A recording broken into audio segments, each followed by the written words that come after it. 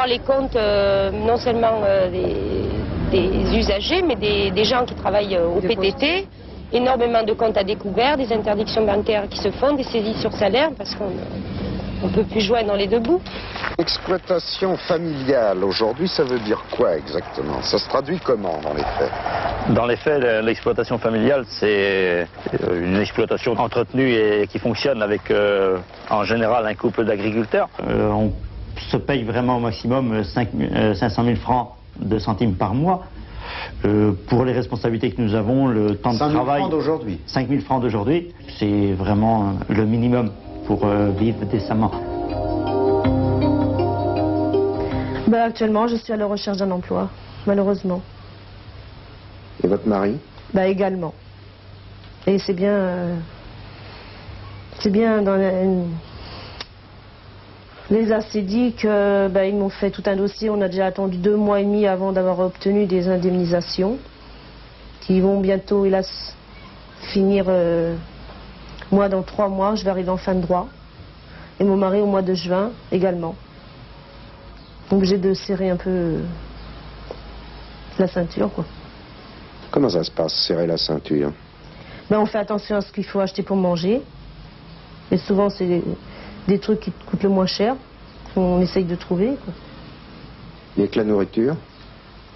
La nourriture, puis essayer de temps en temps, parce que les enfants, ils ont besoin de matériel pour l'école. Ça marche bien à l'école? Ils ont un peu des difficultés, hein, parce que ils sentent le problème qu'il y a dans la maison, et je crois que ça leur porte beaucoup sur leur vie scolaire, leur attitude scolaire, quoi.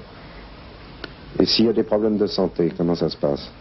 On essaie de se débrouiller quand même, hein. Moi, des fois, je donne, si les enfants sont enrhumés, tout ça, du lait chaud, du miel, pour éviter quand même de faire venir le médecin, parce qu'il y a des fois, on ne peut pas. Il est scandaleux que des efforts soient demandés à des malades qui sont pris à 100%.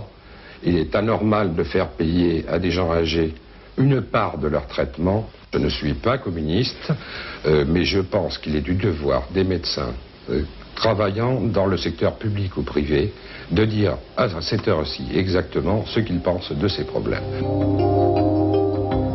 Nous, on nous fait mourir parce que, soi-disant, il y a un surplus de produits. Et juste à côté, il y a des gens qui meurent parce qu'ils n'ont rien à manger. Vous avez entendu, André Lajoigny, cette phrase terrible, « ceux qui n'ont rien à manger ». Comment aurait-on pu imaginer qu'on en arrive là, dans un des pays les plus riches du monde, le nôtre, et à la veille de l'an 2000? C'est inacceptable. Et même si on n'est pas touché soi-même par la pauvreté, il y a la croissance du chômage, il y a ce qu'on appelle maintenant en fin de droit, 2 siècles après la Révolution. Mais cela n'est pas venu par hasard, c'est le résultat d'une politique. Voilà des années qu'on mène la politique d'austérité, c'est-à-dire Giscard, Barre, Chirac, Mitterrand après 82, de nouveau Chirac. On a dit aux Français, il faut faire des sacrifices, il faut se serrer la ceinture, il faut de la précarité, il faut donner aux patrons la liberté de licencier, et ça ira mieux, on embauchera. Eh bien non, ça va plus mal, ça va plus mal. Mais il y en a qui disent qu'au fond c'est le prix, un prix terrible, mais c'est le prix à payer pour sortir la France de l'ornière. C'est faux, puisque ça va mal pour la majorité des gens, c'est le fiasco, mais ça va mal pour la France, puisque la France est dans le déclin. Sur toutes les grandes questions qui caractérisent un pays développé, formation, investissement, emploi, commerce extérieur, la France est dans le déclin. Alors si je comprends bien, tout va mal pour tout le monde en France, alors. Ah non, pas pour tout le monde, car les grandes fortunes ont vu tripler leur patrimoine, y compris quand elles payaient l'impôt symbolique sur le revenu. Les profits ont doublé. Les capitaux qui vont dans la spéculation ont été multipliés par 5. Mais ce que je voudrais dire, c'est que ce sont les pays qui ont les coûts salariaux les plus élevés que ceux de la France, qui nous enfoncent. Ce qui veut dire qu'on a menti quand on a dit aux Français, il faut se serrer la ceinture et ça ira mieux. Ça a été un mensonge. Aujourd'hui, l'expérience le montre. Mais est-ce qu'on ne peut pas penser que c'est un mauvais moment à passer et que ce mauvais moment est derrière nous, c'est-à-dire qu'il est passé? Ah, je ne crois pas. Je crois que le pire est devant nous. Le pire est devant nous, d'ailleurs, les instituts de prévision le disent. On parle de 4 millions de chômeurs à l'horizon 90, c'est-à-dire demain. Si on laissait faire, oui, le pire est devant nous. Alors, André Lajoigny, on parle beaucoup de l'Europe. Et vous êtes contre l'Europe. Alors, j'aimerais que vous expliquiez aux téléspectateurs, en prenant des exemples concrets et précis, pourquoi vous êtes contre l'Europe. Ah, nous ne sommes pas contre l'Europe. L'Europe, c'est une réalité géographique. Nous sommes pour la coopération la plus large, au sein de l'Europe des 12 et au sein de l'Europe continentale, c'est-à-dire du continent européen. Mais l'Europe, il faut la juger sur pièce. D'abord, le marché commun, il existe depuis 30 ans. Et que veulent-ils faire aujourd'hui? Que veulent-ils faire? Ils veulent aggraver la situation. Savez-vous qu'ils veulent mettre 1 million d'hectares de bonnes terres agricoles en friche? Vous n'exagérez pas là. C'est une décision. C'est une décision. 1 million d'hectares en friche, alors que les gens se privent de nourriture en France et que 40 000 enfants meurent de faim chaque jour dans le monde. Et ils ne s'arrêteront pas là. Ils veulent donner la libre circulation des capitaux. Ça, c'est la liberté comme la liberté du renard dans le poulailler. Ça va être les OPA qui existent aujourd'hui, qui font passer des pans entiers de notre économie sous le contrôle étranger, ça va être les OPA à la puissance 10. Et ils veulent s'attaquer au statut. Tous les travailleurs qui disposent d'un statut, c'est-à-dire de garanties pour leur emploi, pour leur retraite, etc., ils veulent s'y attaquer, les rabaisser. Et vous pensez donc que les travailleurs n'ont rien à y gagner? Pas dans ces projets-là. Les travailleurs ont à gagner dans une Europe de la coopération. Les travailleurs ont à gagner dans une Europe des travailleurs. Par exemple, les métallurgistes allemands viennent d'obtenir de rabaisser la semaine de travail à 36h30 sans diminution de pouvoir d'achat. Comme nous le demandons en France, nous qui demandons la semaine de travail 35 heures sans diminution du pouvoir d'achat. Les salariés de Ford de Grande-Bretagne viennent d'obtenir des augmentations de salaire. Les travailleurs des PTT en France viennent de faire échec à la menace de disloquer leur statut, de privatiser les PTT. Bien, c'est ça l'Europe de l'avenir, l'Europe des travailleurs, mais pas l'Europe du capital. Mais pourtant, André Lajoigny, il suffit d'observer la vie politique. Tous les candidats à l'élection présidentielle sont d'accord pour cette Europe-là, ils sont même d'accord pour beaucoup d'autres choses. Oui, ils ont une sorte de programme commun. Au nom de l'Europe de 92, ils se disputent d'ailleurs la paternité de cet objectif, et ils veulent la politique d'austérité, ils veulent le surarmement, et ils veulent finalement gouverner ensemble. Le président de la République ne s'en cache pas, il déclare vouloir former un gouvernement avec des hommes de droite, s'appuyant sur des députés de droite. Eh bien, dans l'histoire, il faut le savoir, les Français doivent le savoir, il n'y a jamais eu dans l'histoire de gouvernement avec des hommes de droite s'appuyant sur des députés de droite qui ait fait une politique de gauche, et ça n'existera jamais.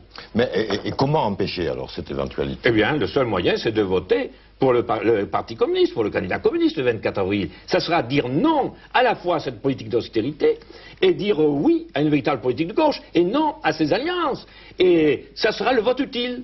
Les gens qui s'interrogent, qui se demandent comment je peux voter pour moi, pour mes objectifs, pour avoir du travail, pour avoir un meilleur salaire, pour avoir le SMIC à 6 000 francs, pour avoir des moyens pour l'école, et je suis le seul à proposer 40 milliards d'économies à faire sur le budget du surarmement pour rénover l'école. Précisément, André Lajoigny, je vous interromps, là, on va regarder ensemble avec les spectateurs quelques images pendant très peu de temps.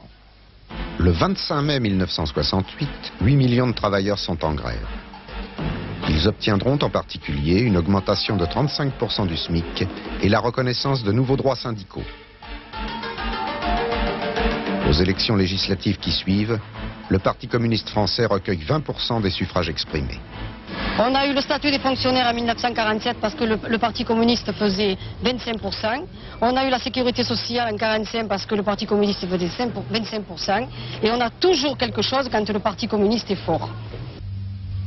1987, 10 syndicalistes de chez Renault inculpés. Il s'attaque à l'homme, il s'attaque au syndicat, effectivement, en essayant de salir l'individu, salir le syndicat, de manière à nous faire passer pour des gens, pour des moins que rien. Il y a 2 ans, au niveau syndical, les gens nous ont demandé de les soutenir dans une lutte qu'ils avaient vis-à-vis du Crédit Agricole qui voulait liquider tout leur capital d'exploitation, c'est-à-dire en fait supprimer leur droit à vivre et leur droit au travail.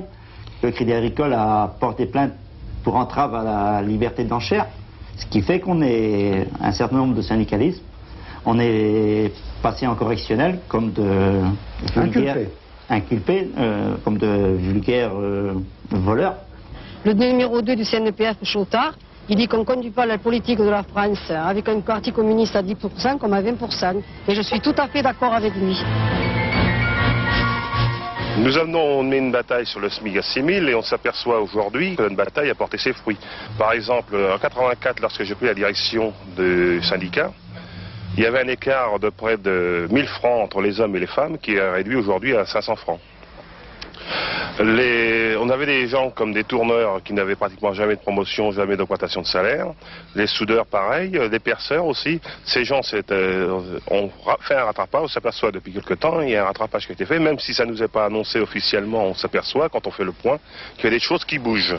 La direction vient de nous accorder une prime d'assiduité de 100 francs par mois pour l'ensemble du personnel, un rattrapage de 5% sur l'ensemble des primes et des augmentations de salaire de 2,5% pour l'année 88. Il n'y a pas eu de grands mouvements, il y a eu, des pétitions, il y a eu des arrêts de travail qui n'ont guère dépassé 1 heure, mais qui ont été répétés plusieurs fois, avec une délégation la dernière fois à la direction, où des personnels qui n'avaient jamais participé à aucune négociation avec la direction, a accepté de m'accompagner pour venir poser les problèmes. Succès chez Renault. Victoire pour Claveau. Pour Pierre-André Albertini. Moi je trouve que ça vaut la peine de se bagarrer, hein, ça vaut la peine. André Lajoigny, un mot au fond résume la philosophie de ces images, c'est que le Parti communiste est utile à la société. Tout à fait, je l'ai dit tout à l'heure, il a été utile dans l'histoire. On pourrait rappeler le Front populaire, c'est grâce à la progression du Parti communiste et à la lutte qu'il a animée qu'on a gagné les congés payés, l'augmentation des salaires, l'augmentation des produits agricoles pour les paysans. Et même plus récemment, en 1968, nous avons, grâce à l'action des communistes, nous avons gagné une augmentation du SMIC de 35%. Mais c'est valable aujourd'hui. Aujourd'hui, les communistes, tous les jours, sont utiles, efficaces pour les gens. Ils sont contre les expulsions, ils luttent contre les expulsions.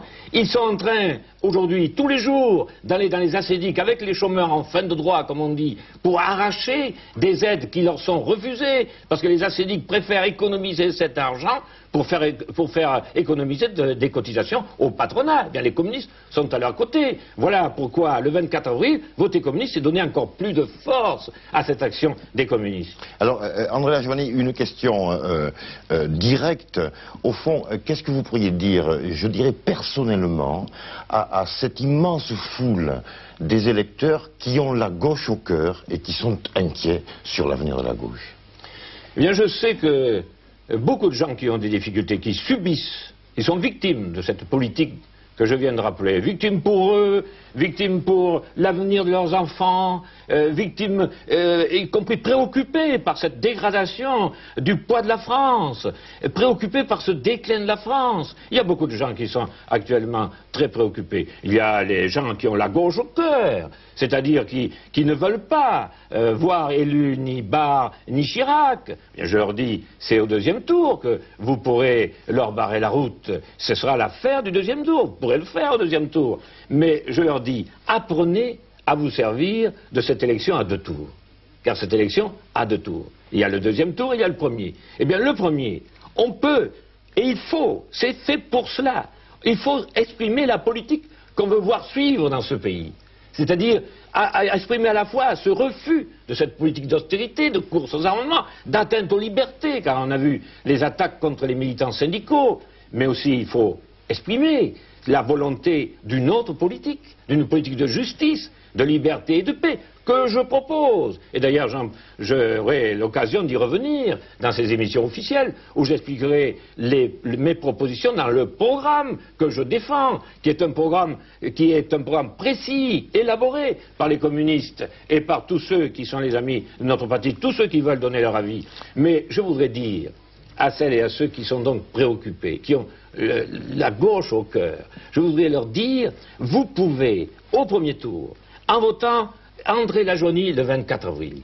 Le 24 avril, vous pouvez vous faire entendre. Vous pouvez peser. Si vous êtes des millions à peser dans ce sens-là, soyez sûrs que ça pèsera, ça comptera après les élections, quel que soit le président élu. Et vous direz avec ce vote, Lajoigny, nous voulons autre chose que cette politique qui enfonce le peuple dans les difficultés. Nous voulons une véritable politique de gauche. Eh bien, si tous ensemble nous faisons cela, si nous nous rassemblons, quelles que soient nos opinions, nos options philosophiques, eh bien, nous ferons renaître l'espoir dans ce pays.